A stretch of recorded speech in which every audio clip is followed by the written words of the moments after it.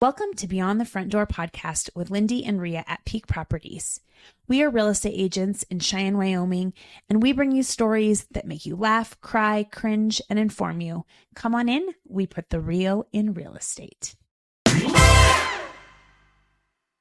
Welcome, everybody. Thank you so much for joining us on this week's episode of Beyond the Front Door podcast with Lindee and Rhea.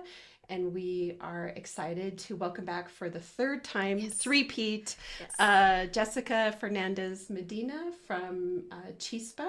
And we just want to thank you for being here today. Yeah, no, thank you guys for having me. I always love coming and hanging out with you ladies. Yes, So. we love having you. We love it too. Yes. I should have looked back to see what your first episode was, because that's what number that was. I don't remember, but we can put it in the comments. But if anybody wants to learn your personal history, as for any of our regular listeners that know, we always ask everybody their personal history, and we have already done that. Yeah. And so I'm wondering if you could just tell us a little bit about CHISPA, like what it stands for and sort of the history of CHISPA. No, most definitely. So CHISPA stands for Cheyenne, Hispanic, Improving Strong, Powerful Alliances. And I feel that that's what we try to do is collaborate with people in the community, from the Botanic Garden to the State Museum to the library to HOPE to Juntos to other organizations, just to work together. I think that's the biggest thing, is to work together to educate the community with cultural events, and why things are celebrated and why we do that. So it used to be called the Hispanic Festival. We changed it to CHISPA 3 years ago because we started doing more activities in the community. It used to be just a big festival once a year. We'd have a big Hispanic festival, and that's what we did. So we called it the Hispanic Festival Organization. But now we're doing a lot more things in the community. In May, we did a No Drinko, Cinco de Mayo. We love that. Yeah, where we promoted that you could still have a big fiesta without the alcohol. So we had that at the Romero Park, and we had piñatas for the kids. We had tacos de carne asada, hamburgers, and it was all free to the public.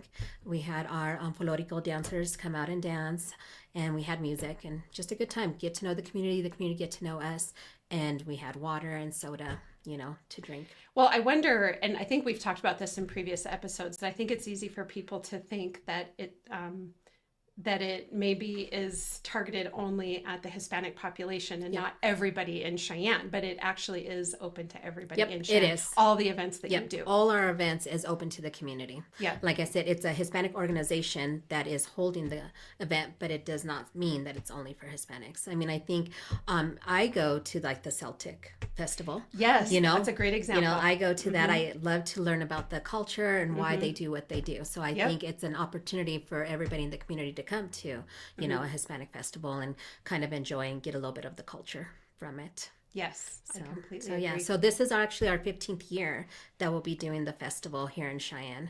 So how did it get started? Like very initially? Yeah, so I wasn't I've been part of the committee for 13 years. So I wasn't on the first 2 years. So I'm not quite sure how it started. I think, like me, they kind of wanted to educate the community about the culture. So just like the Celtic Fest, and the other fest that we celebrated, I think somebody was like, why don't we have a Hispanic festival?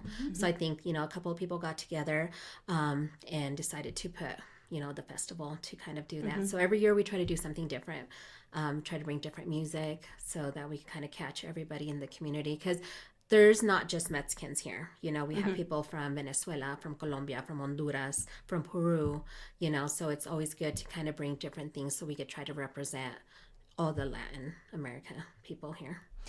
It makes complete sense to me that you have something like this going on, because I don't know what, like when the everyday person thinks about the Hispanic culture, what the main cultural value that they see, and maybe you can hit on that. But what I have observed is that there's a strong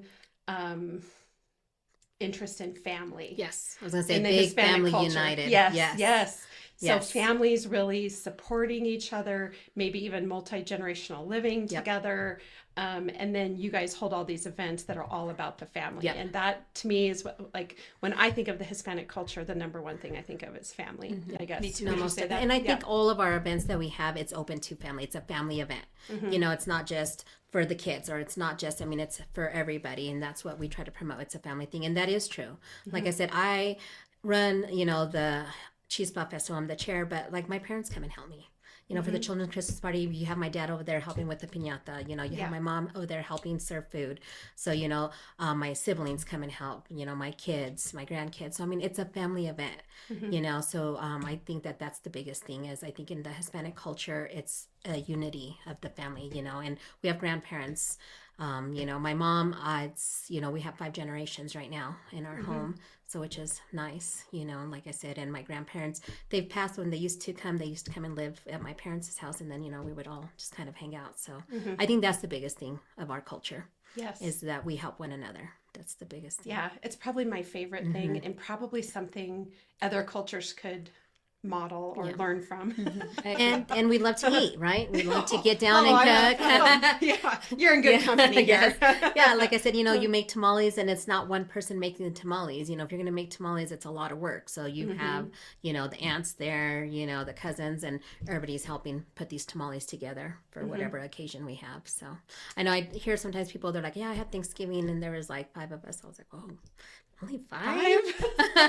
I was like, that's not even like my immediate quiet. Yeah, I was like, that's not even an immediate family, you know. Like I said, we're looking at 20, 30 people just for you know, stuff like that. Or birthday parties are always big. So, but I think that's where you build the best memories. You have the memories with your cousins because, you know, you have these get-togethers. I remember playing kick the can, freeze tag, you know, because there were so many of us cousins, and we'd have barbecues, and you know, we built those, and I feel like those are things that we should go back to. I think people are more about being on social media or being on video games instead of going out and having a good time. It makes me think of, I think that I've seen some videos or articles recently about schools that have went cell phone free, and just sort of the magic that occurs when there's no cell phones in kids' hands in classrooms. They actually turn to each other and talk to each other and engage in the education process. And it's kind of weird for me because when I grew up, of course, like when we all grew up, there were no cell phones in classrooms. And when I did, there were. I'm going to get you back for that. Anyway, and then even my kids who are adults now, my oldest one didn't even get a cell phone in his hands until he was in junior high, and it was a flip phone. And then my other 2 sons did have smartphones, I think, by the end of junior high, but still it wasn't, not in elementary school. And they were definitely getting up closer to driving age before they had them. And so to think now that there's kids, I mean, probably, I'm certain there's elementary school students with smartphones in their pockets. And in elementary school, they have to sign the waiver if you've allowed your kid to bring a cell phone. Yeah, that's... Yeah, you have to sign something. And now it's like, well, they need to carry their phone because I need them to call me, you know, before they leave the school, or I need to know where they're at. We've just changed all of our everything we do. Yeah, because I mean, when I got picked up from school, you were out in the front and you were there and you waited for your parents, and you better be out there. You know, and a whole bunch of them also just walked home, and their parents just hoped they got home. Well, they're probably home. Or you had a limit, like you knew that you had to be home by a certain time. You know, so you goofed around, and then you were like running down blocks to get home because you knew you had that limit that you had to be home by. So I think lots of things have changed from that. But like I said, I definitely think that our festival is just to bring the community together and kind of enjoy. Like I said, we have a lot of new stuff this year that we'll be having. We'll be having caballos bailadores, which is dancing Mexican horses, provided by the Guadalajara restaurant. So I think we've had them back in the past, but we're going to have a little bit more. They're also going to do a little bit of a speech about why we're celebrated, you know, and the charros is what they're called. Charreadas is what it calls when the horses are actually dancing. It's like something that people do in Mexico a lot, like for festivals, when like famous singers like Vicente Fernandez would sing, he'd have his horse that would dance with him as he sung. So it's just something very cultural. So we will have some of those there. We'll also have our folkloric dancers from Cheyenne. So we'll have Las Angelitas Unidas y Los Rayos de Sol, and we'll also have Como la Flor. So there's 2 dance groups here in Cheyenne now, which is awesome because that means it's growing more.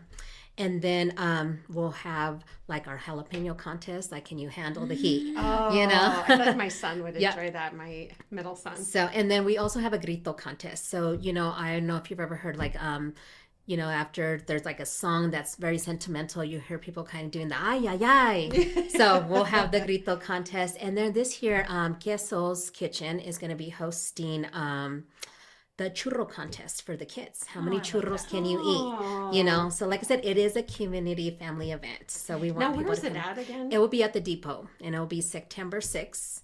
And we will be starting at 11. We'll start at 11 with our national anthem, which will be sung by Isaac Apodaca. So he'll come and sing it. And then we'll also have our mayor signing our proclamation, our Hispanic Heritage Proclamation. So Hispanic Heritage Month is recognized from September 15th to October 15th. So we always have a proclamation that the mayor signs. So that's always good. And we also offer scholarships. So we had some students that we were able to give scholarships to. So we will be presenting them as well. And then so that will be the kickoff of our festival. So in the Depot Plaza, like outside. Yep, where they hold Fridays. Yeah, I was just thinking to myself when you were talking about all the dancers. Yep. Whenever I hear stuff like that, I'm like, where do I get to sit? Like that's. Yeah, and bring a lawn chair. Yes, bring a lawn chair. Okay, you bring a chair. Yeah, bring your chairs. We used to have stuff out there. I'm with you. I'm like, yeah. How am I observing How this? long do I have to stand? No, just kidding. Well, actually, yes, that plays a role. So yes, definitely bring lawn chairs because there isn't chairs out there. Okay. There was chairs, but I think there was some destruction done to them, and they had to get pulled out. So sure. Yeah, so bring your lawn chairs. Like I said, there's a fun full event day. We do have it posted on our website, so you could go to www.chispacheyenne.com, and our website's there, and it talks about everything that will be happening there during the day. So and we also do is during the week prior we have the CHISPA week. So Tuesday at the Depot Museum, inside the Depot Museum, we'll have come learn how to cumbia and norteña, and just be ready for the bands that are going to come. So there'll be an instructor teaching some moves, so you have those moves. So you can dance too. Yeah. Yeah. So we'll have that. So I was worried about chairs, but actually you want us to be get up and dance. Yes. You want to burn those calories, right? You got to get up there. If I'm going to eat all the churros, Yes. You're not a kid. You can't. So that'll be Tuesday, September 6th at the Depot Museum, and that'll be at 6 p.m. Like I said, and it's free. It's free to the community, and it's not just for adults, it's for the family. So the kids could come and learn. So like I said, that'll be fun. So Yes. And then Wednesday, September 3rd, we do a Cuentos en Amigos at the library. So it's that is for the kids, and we're going to talk about Hispanic heritage, and we usually do some book reading in Spanish and in English, and then we do a craft, and we have snacks for the kids. So that is at 6 till 7 at the library. And then Thursday, September 4th, we'll go back to the Depot Museum, and we're going to have Los Chiquititos de Chispa. So it's a little pageant for little kids to kind of dress up on their background. Because like I said, we're not people just from Mexico here. There's people from Colombia, and Peru. So if you have a background that you would like to, have your child represent, you could sign them up on our website, and they could be there that day. And if they're old enough kids, they could kind of talk a little bit about where they come from. But if not, they could just dress up, and the parents could present, what they're wearing. Because different cultures have different clothes. And what I was just about to ask about that, because are bright colors? Yep, bright colors always a big ones. Sombreros. Oh yeah. There's sarapes. There's a lot of different things that symbolize different Latin American cities. So how fun is that if you have a child from a different culture, or if you don't and you want them to learn about it, to be able to go and see other kids. And it's free. Like I said, it's free. We do ask a suggested donation to be able to participate, but I think it's like $5. And that's just to, help, because we want to give them a prize, for participating, and also a prize for the winners that will be win. And we'll have a couple of judges that will be judging. So it's always something fun. I love that. So how's it gone in the past? And I'm assuming, I think I remember you saying last time, it just grows every year. Yep. So last year was our first year doing the Chiquititos of Chispa, and we only had 4 participants. So this year we're hoping we'll have a lot more. Yep. And then if we get a lot more next year, we'll open a different age category. So just kind of, if we get more, then we'll open more. So we're excited for that. That also starts at 6 p.m. on Thursday. Okay. And then Friday we'll have an event event at the Railsford. We usually try to do something. We're still kind of working on the details on that. But we'll be doing something at the Railsford on. Very nice. They're really great about supporting community events, aren't they? Yeah, Juan is. Shout out to the Railsford. Yeah. We need Juan to is get them in awesome. here. Yeah, they're really good. So like I Yep. said, we'll do that. So it's kind of like just different things, and then lead up to September 6th. And we actually we did this last year, but we're doing it again. We're having a tamale run. It's a tamale fun run. So it'll be 1 mile. So you'll run from the depot up to where Railsford is, and then run down the alleys that they have there, and then back to the depot, and then we'll have tamales for you. Oh. Yeah, and we're gonna get some shirts, so you'll get a shirt for running, and it'll be fun. So like I said, and it's fun, and there'll also be some awards for the best dress. So For the run? Yeah, so like if you have your sombrero and your setup and your guitar, Lindee. so we'll have. So like I said, it's a fun. I mean, I could run a mile in a sombrero. Yeah, I Yeah. probably could too. So like I said, and it's Not much further. yeah, like I said, and it all depends. I know there's some people that are there to go based on how fast they could get it that mile done. So we'll have that as well, or just for fun, or dress up. So it's just a fun event to do, and that will be at 9:00 at the depot on Saturday. That will kind of be the start of the CHISPA festival. Awesome. So, and that's then also. And that runs all weekend or just Saturday then? So, or... so like I said, those other events are Tuesday, Wednesday, Thursday, and Friday, Friday. and then our main event is Saturday, September 6th, and the tamale run is that morning. Okay. And everything's on our website. If you guys go to the website, it has everything broken down. So yeah. So I brought you guys actually these cute little stickers. They're like sarape colors, and they say CHISPA, and it has our QR codes. So our QR codes actually take you straight to our website. So we'll be giving those away as well at the festival. Beautiful. So because like we do a lot of events throughout the year, so you can always just kind of go on there and see what's going on or what we can do. So What tends to be the favorite? Like what's I think I don't know. I think the mix. Some people love the folklorico dancers because they do such a good job. They work so hard. They're from here, from Cheyenne. There's different ages. So I think that's always a big plus. I think the jalapeno contest, and I'm excited about the churro contest. I think those ones are fun too. But I think also the band. So we're bringing a new Mexican band. They're called Los Martinez Brothers. So they'll be playing more like new Mexican music. Are they from here? They're actually from Colorado. Okay. And then we'll also be bringing they're like half of them are from Colorado and some of them are from New Mexico. Oh, sure. Okay. So it's like a mix. And then we also have a Mexican band. They're called Los Rolos, and it's like a tamborazo. So tamborazo, they play more of like the big instruments, like the tuba, the saxophone, like they have those big ones.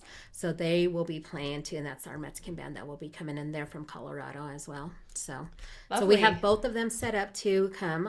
And then we also have piñatas. We always have piñatas for the kids. So, and like I said, none for grown-ups, huh? Nope. I was like, well, I mean, the grown-ups can help the kids. So, like I said, we kind of do. Yeah, Okay. and we always like that, to have, like I said, events for the kids, and then we'll have retail vendors set up, selling stuff, kind of like a little market. Yep, or and then whatever. we'll also have food trucks down there. You know, yep. So we're gonna have, like El Gran Pastor, La Piña Loca, Frosties. El Queso's Kitchen, and then there's a new food truck called Kiss My Asada. Oh, so they're new too, okay. so they'll be down there as well. So like I said, we'll have some food to offer to the people, and then we're also going to have the Manito Trail display, and the Manito Trail is back from New Mexico, is where the people walked the trail from other places to get to New Mexico. So there's a lot of history for it. So we'll have that set up inside the Depot Museum, and we'll also have some prison art of prisoners that have made some really nice art set up as well. So and that's also open to the community. It'll be free. You could come and kind of learn a little bit about the history of the Manito Trail from New Mexico, and then some of the prison art. So I don't even know if I know anything about that trail. Yeah, it's actually, like I said, I don't know a lot more about it.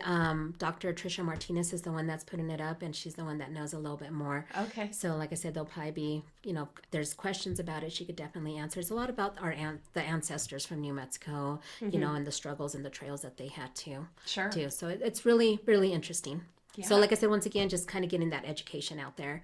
Like I said, I always think people might be mean to other cultures or not understand it because they don't understand it. So I think the education makes such a big difference. Yes. So it's just a Completely day full of fun. Like I said, I think our band plays until like close to 9 o'clock. Well, I was just thinking because the Fridays on the Plaza just ended, right? Or Yeah, they I just think- had their, or they're about to have it. Yeah, I think tomorrow. I think this Friday is Yeah. the last one. Wow. So then this will kind of be Like a little break. Yeah, a little break, Yep. and then maybe one more final hoorah before, fall and winter. Yes. Oh, I got to tell you, I'm looking forward to it. I'm tired of the heat, so It's like I'm burning up. I'm burning up. I just feel that we always have such a short summer because I mean, if Well, you we're really trying think to jam pack everything in too. because it's so short. Yes. So everybody's trying to do things. Yes. And then I think that's where it makes it so overwhelming because we have Frontier Days and then, we have all these festivals that everybody's trying to get nice weather. Because, I mean, obviously you really can't do a lot of festivals in the winter. I mean, I guess we could try. Yeah. It'd be something new. Yeah, that's funny. So, yeah. Well, it's funny. I was just saying, I just closed on a house this morning and we did the final walkthrough and the basement's unfinished. But it has the high ceilings. And we were just having this discussion about how actually unfinished basements are kind of nice, especially when you have younger kids because they can ride their bikes down there or do things that you ordinarily would do outside, but because we have these long winters, that there's some real advantages to having an unfinished basement when you have kids that want to play basketball or ride their scooter around. We actually whatever. did that when we got our home. Our basement was not done, and our kids loved it. Yes. Oh my! They had so much fun down there. They were more upset when we finally Finished it. finished the basement. They were like, no, because they did. They rode their bikes, their scooters down there, their skateboards. Played basketball down there. Yes. They had like the best time. Well, they down don't have to there. worry about hurting No. anything. They could play soccer down there, Yep, and kick ball. exactly. I mean, you just got to worry about them, bouncing their head against the concrete, I guess. But other than that, I mean, it's just it's not a terrible thing. I always say this to people when they're looking at houses and it's an unfinished basement. I'm like, well, if you have kids, it's a place to sort of boot them to and be like, go do downstairs. something downstairs. Yeah, exactly. No, that is true. So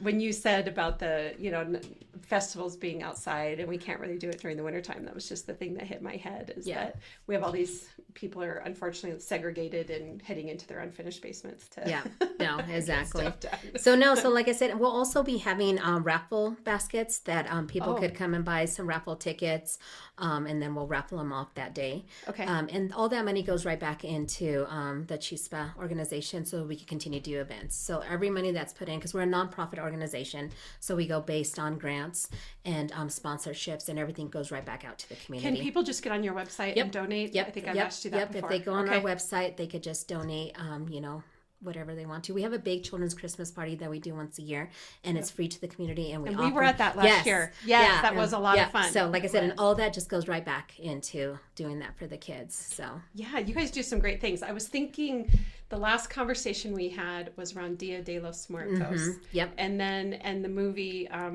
Coco. Did you finally watch it? I did. I went home right that weekend and watched it. It was very sweet. And then you had your Christmas party and Lindee and I came to that. And then so you have your CHISPA festival and you have the Christmas party and the Cinco de Mayo and Dia de los Muertos. And then we do a trunk and treat. We partner up with Railspur and we kind of just do a trunk and treat for the kids to kind of go through Railspur and collect candy. Is that before Halloween or on Halloween? No, we usually do it on the weekend. I think it falls like on the 25th of October. So we usually do it on that Saturday prior just because Halloween right now usually falls during the week. So people although this year it's Friday, I think. But yes. Yep. So like I said, I think a lot of people do trunk or treats that Saturday Saturdays before, right? Yeah. Yep. So I looked. You guys were episode 86. Oh, okay. And 102.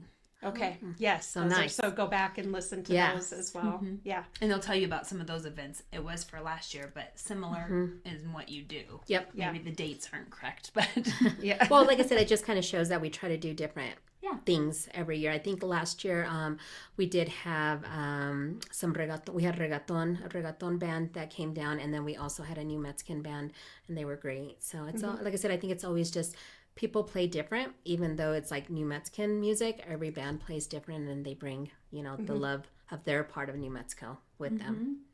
I think that everything that we do, to educate, to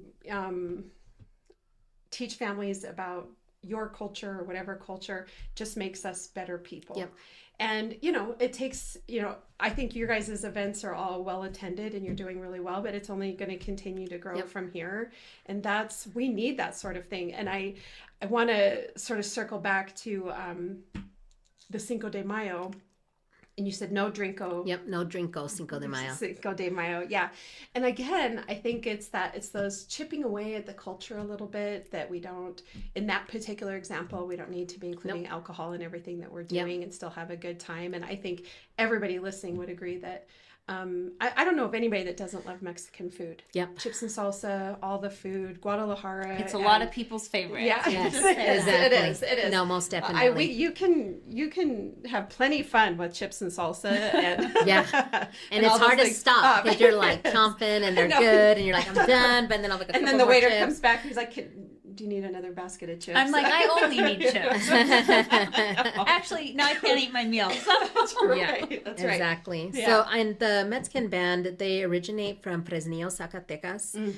And my family is actually from Valparaiso, Zacatecas, which is about an hour away from where that band is from. So I'm pretty excited to see them. Yeah, that's going to be fun. Is that in Mexico? Yep, it's in Mexico. Yeah, so that's exciting. So, but like I said, we can never do stuff without our sponsors. You know, we have some great sponsors. So do you want to name your sponsors? I do. So Ed Romero, BAM Painting, Railsford, First Education, Federal Credit Union, Pepsi. We have Frosties. We have Gringos. We have Tacos and Burritos de La Paz. We have Teton Therapy, Pest Control, Melinda's Concrete, Visit Cheyenne, Advance America, and Kessel's Kitchen. So those are the ones that, you know, help us out to try to put this event together. So we're always very appreciative. Yes. Of that. Thank you to all those sponsors. That's really great, that investment. All right. Well, is there anything else you want to hit on? Nope. I just want people to use our website. Like I said, I know sometimes people are like, well, I'm not sure where I can find everything. But like I said, you know, nowadays websites are such a big thing. If you want to find stuff, go on a website. We do have a Facebook page that we do go on there and put all the information. So that's also a great place to go on. But you always worry about those people who don't do Facebook. Some people don't do and they social They're media. like, well, I'm not on there. It's like, well, I get it. So so that's where we have the website. A website is for everyone. It is. You don't have to on anything. Nope, you don't. You could just, you know, get on the website. And it's always cool because I like to, on our website, we have a little bit of history, you know, of where we started, you know, how things went. And we also have all our board committee members' names on there as well. So it's always cool to kind of know. And we put pictures up there to kind of show from past events so people kind of know what to expect. You know, what went on. And so, and we usually bring close to 3,000 to 4,000 people for our festival. That's amazing. So, and that's people from Laramie, Colorado, Nebraska, you know, up higher in Wyoming, like Casper, Gillette, Rollins. So it's always really exciting too. Because I go around and talk to people. Hi, I'm Jessica, you know. You know, thanks for coming. And they're like, oh, we drove all the way from here. And I'm like, that's fantastic. That's so I always get really excited when I hear that people come from far away. Yeah. So that's always a good thing. That is a good thing. That's pretty awesome. Yes. Well, I'm trying to think because, again, she's answered the questions. I guess I'm assuming nothing has changed about your favorite thing about Cheyenne, but I don't know that I remember what you said. Probably the community. Yep, it is. I think I love the community. You know, I used to ask my mom one day, I was like, what brought us to Cheyenne, Wyoming? Because my family is originally from Mexico, and they're like deep in there. And this is like not Mexico. Yeah. No. Yes. Just forewarning. Yes. It's like way different. And I was like, why? And my mom said that my grandfather actually worked in the farm fields, like close to the ends of Laramie. Okay. So on his days off, he'd kind of just drive around just to kind of explore, and he found the little town of Cheyenne. And at that time, you know, he thought it would be a safe place for immigrants to come here. So he brought my godmother and her husband. They moved here, and then my parents moved here, and then everybody. So my mom has 14 siblings. My dad has 12. So little by little, they started moving up here. And this is where we came, you know, because my grandfather was finding a safe place for us to continue that. He felt like and he here felt was Cheyenne. the safe place. Yep. So, like I said, it was sad because we were so far. Like, it takes us 2 days to get back to where my parents are from. But like I said, I do thank my grandfather for giving us that opportunity, and then my parents came. My mom was 6 months pregnant with me. So like I said, I always say I was made in Mexico, but born in the United States. So I had both good of good worlds, but But you talk about jump story. Yeah. The courage yeah. that it takes to move your family Yeah. and come to some little town in Wyoming with a pregnant wife, and and to sort of I always want to acknowledge sort of the I wouldn't call it burden, but the weight that men carry in taking care of their families Yep. and making sure that they are able to take care of their families in a safe place. And the fact that he had taken a hard look at this and then brought his family all the way up. I mean, that's what we talk about, or the jump story, the Yep. courage that Exactly. it takes to do something like that. And then to come to another country that you don't know the language. Yes. So my parents got here, they got jobs pretty quickly.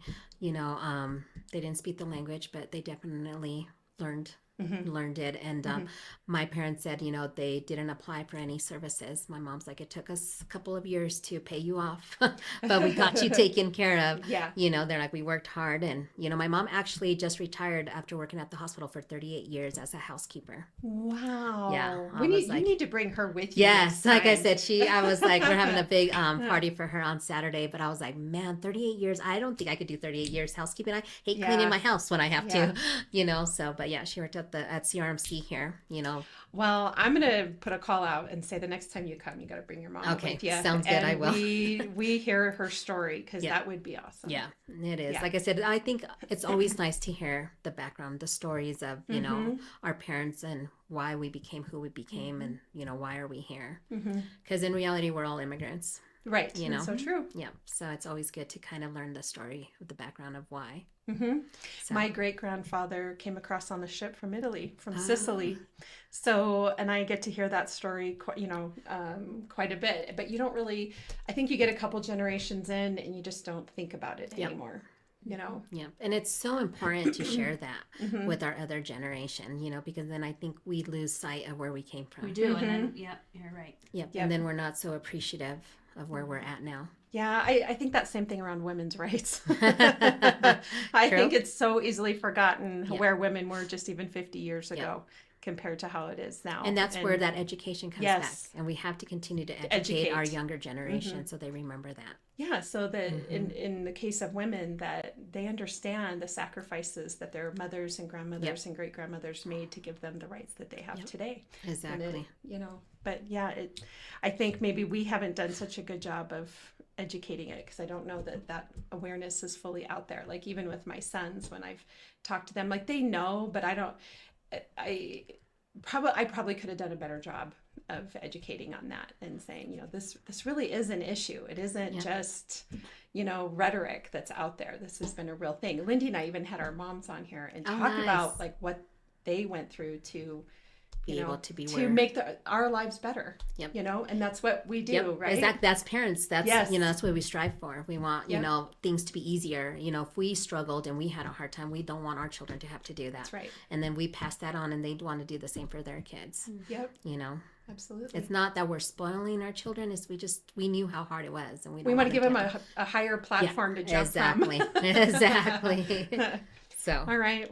How about yours? Your question? My question? My question's always the real estate one. I was trying to think. I don't remember what you said. If you could buy real estate anywhere, where would you buy it? I think back in Mexico. Yeah, I think that's right. Yeah. Which would be lovely. Yeah. Which my parents actually, they'll be starting to do the snowbird. They actually have a home in Mexico. They built a house down there. So now that they're both retired, they'll probably go and spend, some winter down there and then come back. So that's always good. I just think the reason I would like to do just the culture. It's just awesome, the culture, and they just celebrate things a whole lot different than here. Like I said, Christmas here is more about the presents, where Christmas down there is more about the unity of actually spending the time with the family and the food and all that. But America's commercialized it all. That's we just like. Yeah. So, I mean, and, they celebrate a little bit more about the birth of Jesus and, how Christmas came to. So it's a little bit more different. Sure. Yeah. I think you have to be really intentional about your family and the traditions and the systems and how you educate your kids. Otherwise, other people are going to be intentional for you. Yes, exactly. That is so true. Yeah. Yeah. They always say kids aren't born racists. Right. You know, they're made That's that right. way. Yep. So, I completely agree with Yep. that. Well, thank you so much for No, coming thank you. on. And what's the website again? so it is www.chispacheyenne.com. Awesome. So all of our listeners need to hop on there, get a sense of the schedule, decide what you're going to attend. Yes. Some of it, all of it, whatever the case is. Yeah. I may throw on a sombrero and come run. Yeah. We'll see. Throw on a Although the sombrero. sombrero might be distracting, but we'll And see. you can blame it on that. Yeah. I wasn't able to I run came that in last. It's It was because of the the hat. You know, regardless, you'll still get a tamale. Yes, and a shirt, right? Yes, Yeah. and a shirt saying that you did the tamale fun run. So That's right. yeah, so no, I just invite the whole community to come and celebrate with us and have a good time.